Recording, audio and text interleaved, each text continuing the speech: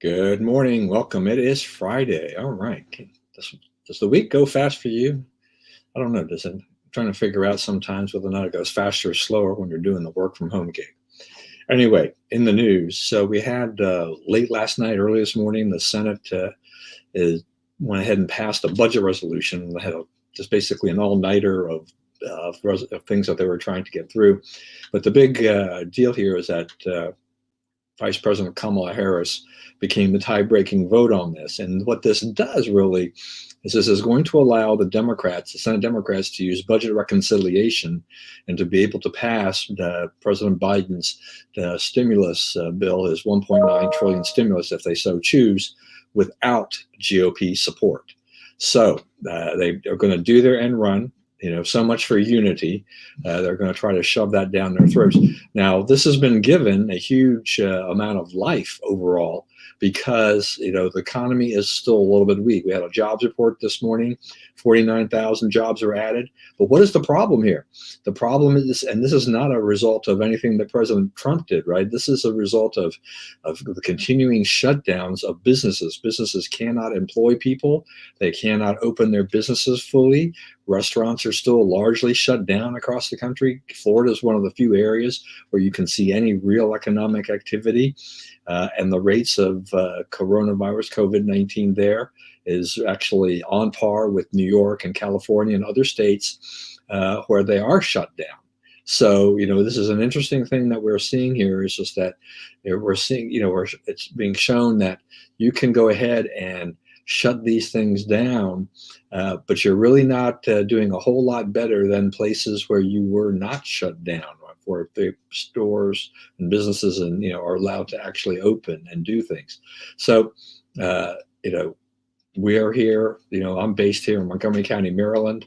It is the only county that I know of in the surrounding area that has got indoor dining still shut down. Now they're going to take a vote on it next week, but the vote is going to be for 25% indoor dining capacity, 1 hour time limit on your indoor dining.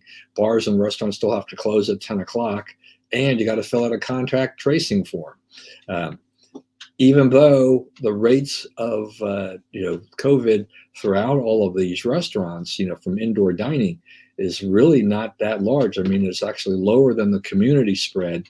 But no, this is the anti-business climate in a very liberal area that I live in, and what they are doing to businesses. We're going to see, when we finally emerge from this and we actually see, 100% dining and all these things that are happening, you're going to just see a landscape of where businesses, particularly restaurants, they're gone. They have been forced to endure a year of ups and downs, but mostly downs because of stringent requirements that have really not done a whole lot to really stop the spread. People are still dying. This isn't, this is something that we have to do. Now, I'm going to say, look, I'm wearing red today. Why am I wearing red? One of the reasons is that this is Wear Red Day for American Heart Association. Heart disease is the top killer of women in this country. And this is actually getting overshadowed by the fact that COVID-19 is out there and has become the threat that it has to our lives. But other diseases that are also very threatening, that are killing people, are now kind of not getting the same attention that they used to be because of COVID-19. Do not take heart disease very lightly at all, right? You still have to do things in a proper form here, and not forego and forget about these other diseases that are out there. COVID-19, yeah, it's a problem, but so is heart disease and a lot of other things out there that can also kill you. So please be safe and be careful about these things. So we'll have to wait and see. I think there's actually, because of this weaker economy, because of the shutdowns, I think there is a very good chance now that we're going to see probably $1,000 to $1,400 more in stimulus checks going out to people, in the next month or so or less. The Democrats control things, and they're going to be able to do a lot of what they want. But once again, as I said, unity is not the watchword here for the Biden administration anymore. He may have preached it on January 20th, but this is no unifying force here when you've got the Republicans and the Democrats not seeing eye to eye on how the stimulus should be handled. But they don't really have the votes unless they can get Joe Manchin to join their side, and then that would end it. But I don't know. It depends on how Joe Manchin is going to feel on any given day. He's kind of the kingmaker now, is kind of the big swing vote in the Senate. Does he stay true to liberal Democrat roots, or does he vote and do the things that he needs to do for West Virginians overall? Hard to say. The House, on the other hand, now they have stripped a new representative from Georgia, Marjorie Tayloe Greene, of all her committee assignments. This is a backlash to her previous sentiments and statements on QAnon and conspiracy theories. So this is a little bit of a tricky, thing for me in a way, because to be honest, I think her QAnon statements are absolutely off the wall and they're inappropriate. She has just been disavowing those. And she says, I've not said anything like this since I became a congresswoman. Okay, well, that's been about a month. Here's the problem, though, is just that the statements that she was making were not that long ago. I mean, they were back in November, December. She was still talking about these things, right? So it's not like we're going back and reaching back 2, 3, 4, 5 years in time. We're talking about stuff that happened within the last several months. So, in that sense, spouting those theories, not a good thing. Does she deserve to be stripped of her committee assignments? I think this is setting a very, very bad precedent for future Congresses down the line, right? When you're going and you're taking this kind of retaliatory action. The action that should be, for Marjorie Tayloe Greene is that she'll be coming up for re-election in 2022, right? Let her record speak for herself. If the voters in Georgia don't want her in there past 2022, then they can vote her out. That will be the penalty that she will pay, the price that she will pay for her actions. If she is on good behavior until then, she will get reelected. I mean, look, we consider there are a lot of crazy or less than competent people, I think, that many of us would say serve in the House of Representatives and in the Senate, but they do get elected. And I don't recall anybody losing their committee assignments for things that they've really said like this. So let the voters decide, and not these partisan Democrats who are trying to exert their power here at this point in time. By the way, Congressman Gates from Florida actually tried to do something which I thought was rather clever. He asked for the committee he was serving on. He asked Jerry Nadler to ask that the committee say the Pledge of Allegiance before they start the committee hearings. The House does this before they start each session. And Jerry Nadler had voted that down. The Democrats said no. At least they're on the record of saying no. Okay. I mean, you're now as a Democrat, you're now on the record of saying, no, we are not going to say the Pledge of Allegiance before we start our committee hearings. Okay. How much harm was there in doing this, to cite the Pledge of Allegiance before this? Okay, this is how much the political correctness is weighted into this debate. Is that for in the halls of Congress, for even committees, that they can't say the Pledge of Allegiance because they're afraid of the backlash from the liberal left and just the cancel culture people. It's unfortunate that the pledge and things like this have been under attack. But this is the world we live in, unfortunately, in terms of, and this just shows you kind of the microcosm of how bad things are as it's hit the halls of Congress. Who knows? I mean, this could snowball into a lot of other things, right? Because just from this tiny little acorn, a lot of other stuff can happen. President Trump, got to give him credit, okay? So he was being threatened by the Screen Actors Guild and AFTRA. For punishment for things that he did, for inciting violence on Capitol Hill and all of these things. They were going to maybe expel him or penalize him. Now he has a Screen Actors Guild membership because he's been in Home Alone 2, and he's made some cameo appearances here and there in various films over the years, and before he was president. But he basically resigned and said, "Who cares? Okay, I'm proud of my work. Who cares?" So he basically struck first before they could go ahead and expel him or provide any other kind of penalty that they wanted to do.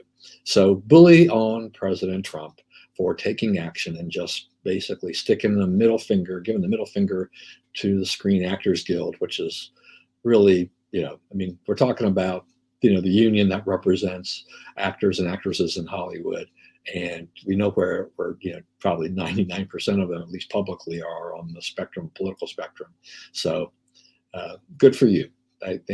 why not go ahead and do that? That's I have no problem with that, and I support that action 110%, if not more. Alexandria Ocasio-Cortez. Okay, so she's actually in a little bit of a Twitter spat, with Representative Mace from South Carolina, freshman Republican. Representative Mace called AOC out, Representative Ocasio-Cortez out for her all of the Instagram / Twitter things that she's been posting, whether or not they're tweets or videos about how her life was in danger and how much she feared for her life during the Capitol Hill riots, talking about being in the Capitol complex. And Representative Mace said, well, my office is 2 doors down, and I did not see the same level of action. Now, there's a little bit of a dispute as to who's saying what, when, and where, and how accurate it is. So, yes, the Cannon office building is part of the overall Capitol complex because of the tunnel that runs underneath.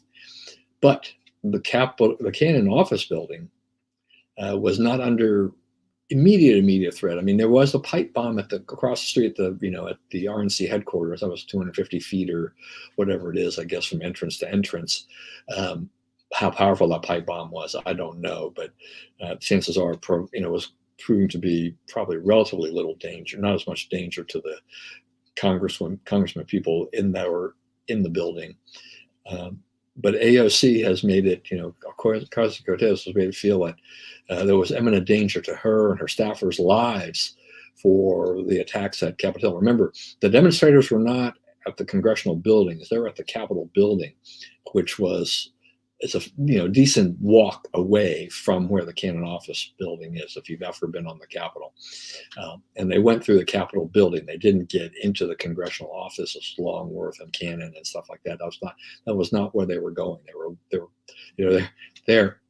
looking for they were looking for people who were going to be voting on the on the Electoral College and certifying that vote, the senators that were doing so, and trying to finish up that procedure with Mike Pence. So they were not, there may have been some residual danger, but it was not. It seems that Ocasio-Cortez has maybe made this overly dramatic in what she said. Representative Mace is on record of saying that she did fear that there was some danger to her and herself. She had to make sure her kids went back home and all that stuff, just for safety reasons and things like that. But it does seem that, Ocasio-Cortez has made this to be, it's really all about her. She's very good at political theater. She's good at being overly dramatic about these things. And so therefore that you have her out there saying and doing all of these things that kind of skirt the truth. She's mad at Representative Mace for calling her out on this.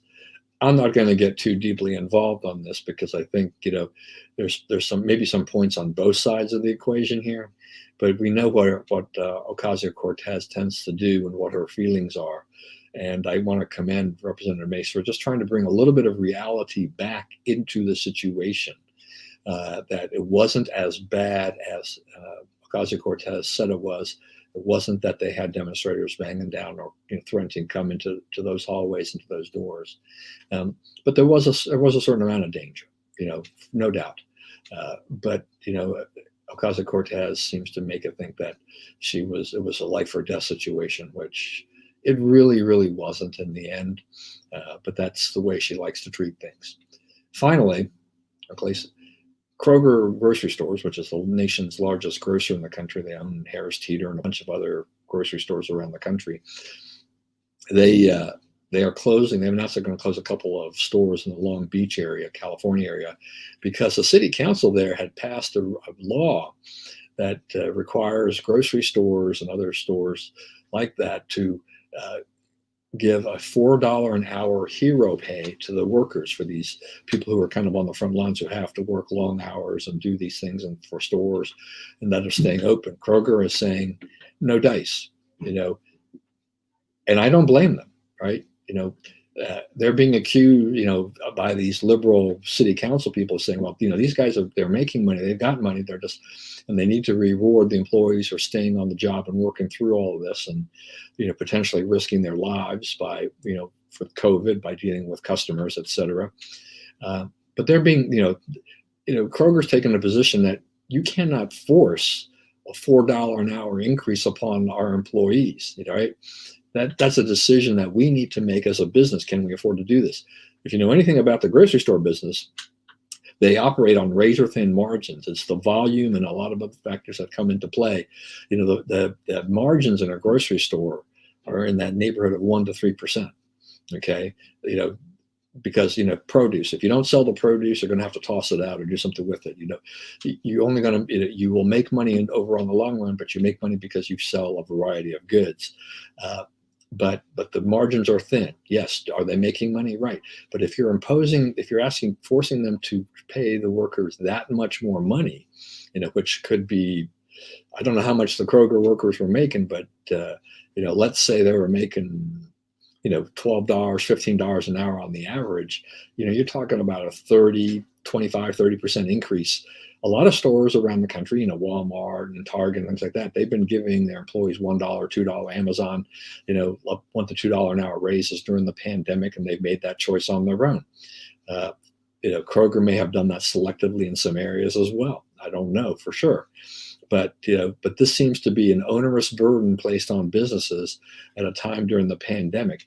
A lot of these stores have, what they do is that they do wind up donating, resources, food and other items to help others that are less fortunate, been radically affected by the pandemic. But for government to come in there and say and do this, this is worse than actually any minimum wage increase, that is being tried to be foisted upon there, because so what happens here in the end? Ask them to pay $4 more an hour. They may actually have to cut back the hours of opening the stores and a number of employees in the stores, because they got to balance their books, for this. How do we know that the stores in Long Beach are very profitable? Overall, Kroger may be profitable, but that doesn't mean the stores in Long Beach are humongously profitable.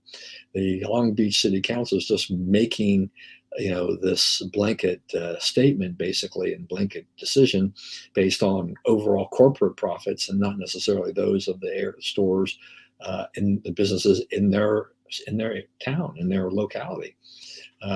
But if this is allowed to continue to go through, just watch out. It's going to hit other liberal towns where they're going to force other stores and businesses to, put this hero pay on. And this is absolutely unconscionable, in my opinion, and unfair. It should not happen at all.